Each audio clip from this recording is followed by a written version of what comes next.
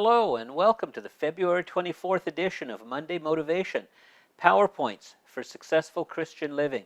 We're glad you're here to join us.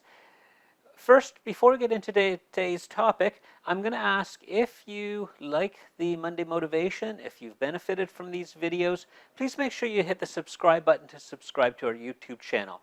This will help us out a lot because it increases our ratings with YouTube and increases the ranking in the YouTube search engine. So we do appreciate that, and we're glad that you're here to join us. Today's topic, why kindness? We live in a dog-eat-dog world where everybody is striving to survive. We just get by, and we're always striving and striving and striving. And bad things happen. Just this morning, I found out a friend of mine had his truck stolen out of his driveway first thing in the morning. Bad things happen in the world. Part of the problem is, now there's many factors, it's very complex, but part of it is we're taught from a very early age that we're here by chance, that we're here by some cosmic mistake, and that it's survival of the fittest. The only way that we got here is because it's a dog-eat-dog world, survival of the fittest. But that's wrong. That's a wrong world mindset. We were placed here by God for a very specific purpose. We're God's creation. He put us here not by some accident, but He put us here for a reason. And one of those reasons is to show kindness and gratitude. That is part of your reason for being here. So you're not a mistake. You are here. God put you here for a very specific purpose. Remember that. Matthew 25, verse 40. Truly I tell you, whatever you did for one of the least of these brothers and sisters of mine, you did for me. Any act of kindness that we do is not just wasted effort, but God instructs us we are to be kind to people. And the kindness we show to people in need is the same as showing kindness and gratitude towards God. We have a lot of scientific evidence now, and we have a lot of technology that people can study the effects of kindness on the body. But even many, many years before that, when the Bible was written, Proverbs 11, verse 17, the merciful man does good for his own soul. So kindness not only benefits the person receiving it, kindness is of personal benefit to you too. It's both people benefit from an act of kindness. You are here today because of the kindness of other people. Your parents, they nurtured you. An education system, you didn't pay for your education in your early years. That was provided and somebody else paid for it. Health care. In your early years, you could not afford health care, but that was paid for by somebody. So other people have shown acts of kindness that have brought you to where you are today. You're the result of other people's kindness. And you have an obligation to pass that on, to carry on that kindness. We talk about the physical environment we live in and polluting the physical environment. If I'm driving down the street there and I throw a plastic bottle out the window, and it litters the yard here and eventually works its way out to the ocean and litters the ocean, is one plastic bottle going to make any difference? Not really. But if thousands of cars going down the street there, they all throw out a plastic bottle, that's a huge amount of pollution that's going to have a significant impact on the environment. Same if 1,000 people go and clean up one bottle each, or do one little act to clean up the environment, that collective effort has a huge difference on the environment we live in. Well, the same is true for our social environment. When we show an act of kindness, we are contributing to a positive social environment that we all live in. And one act benefits you, benefits the person receiving it, but we think, well, what difference does it make? But when you put thousands of acts of kindness together, that creates the social environment that we want, where everybody lives in harmony and lives happily and supports each other so that we're all successful. On the opposite, if everybody does something selfish or something cruel, then one act, well, okay, they're having a bad day. But collectively, all that put together creates a very negative and toxic environment. So everything that you do contributes or takes away from the social environment that we live in.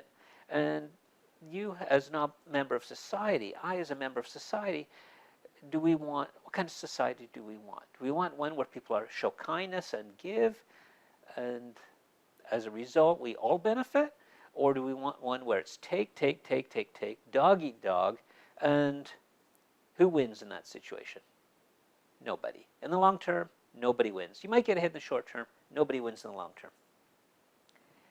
One common thing that I hear is, well, if I show kindness, how do I know it's not going to be abused? Or I showed kindness once and I was taken advantage of. You helped out a friend and they took advantage of you. And that happens, unfortunately.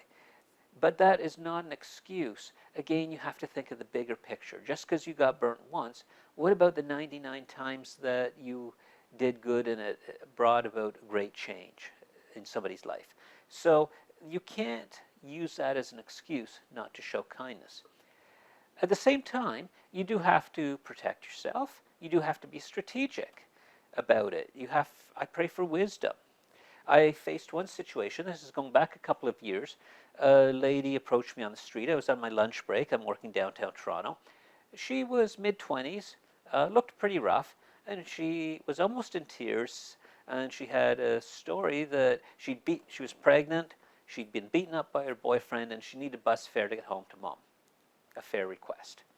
And I would love to help somebody out, but I ask, okay, I ask myself, I pray for wisdom, what is the best way to help this person? Is giving them $20 for bus fare the best way to help them? Sometimes the answer might be yes, or other times there might be something else that needs to be done to get to the root of the problem or to really help them.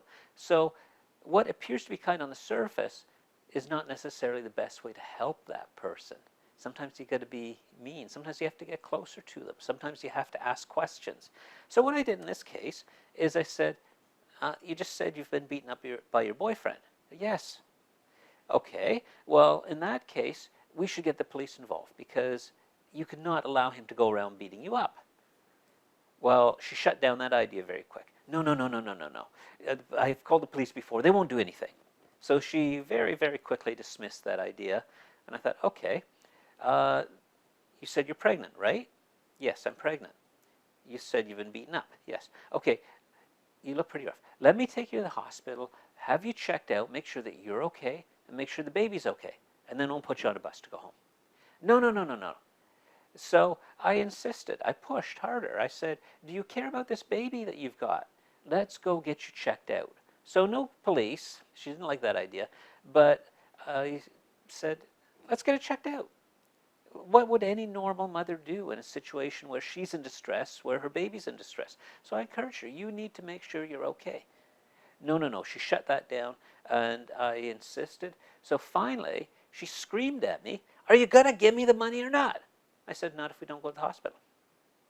So see, I wasn't denying her kindness, but I was being strategic about it to make sure that she was in fact getting the help that she needed, given the scenario that she had described. Was she lying to me? Possibly. Possibly not. But I had to decide what was the best way to help this person. And that's how it unfolded. Think, if I had just given her $20, maybe she would have used it for bus fare, maybe she would have abused it. But that would be $20 I wouldn't have had to give to somebody else who really needed it. So that was the judgment call that I made. You've got to use wisdom, you've got to use judgment. That's my point there. If just because you've had a bad experience with kindness, don't use that as an excuse not to continue. I did compile the top 10 benefits of personal kindness. I like top 10 lists. So this is compiled from a website, randomactsofkindness.org, and they have links to all the research behind each one of these. And from that, and from a number of other websites, here's the top 10 reasons. What are the benefits of you, the personal benefits of kindness? Number 10, kindness produces oxytocin. That is the love hormone, a feel-good hormone. Number 9, oxytocin causes the release of nitric oxide. That lowers blood pressure. So number 9, lower blood pressure. Number 8, kind people feel stronger and more energetic. Number 7, kind people feel less depressed and increased feelings of self-worth. Number 6, generous people are happier. Number 5, kind acts stimulate the production of serotonin. Serotonin is a hormone in the body. It has many functions top ones. It helps us keep us calm, keeps us happy. It also has many health effects, healing, bone density, digestion. So serotonin is necessary for many functions within the body. Kind people sleep better. A better night's sleep, you feel better. You feel better, your overall health increases. Number 3, less cortisol. That's the stress hormone. So we feel less impact from the stress that we're under on a daily basis.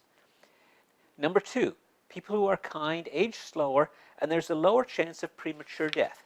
Get this.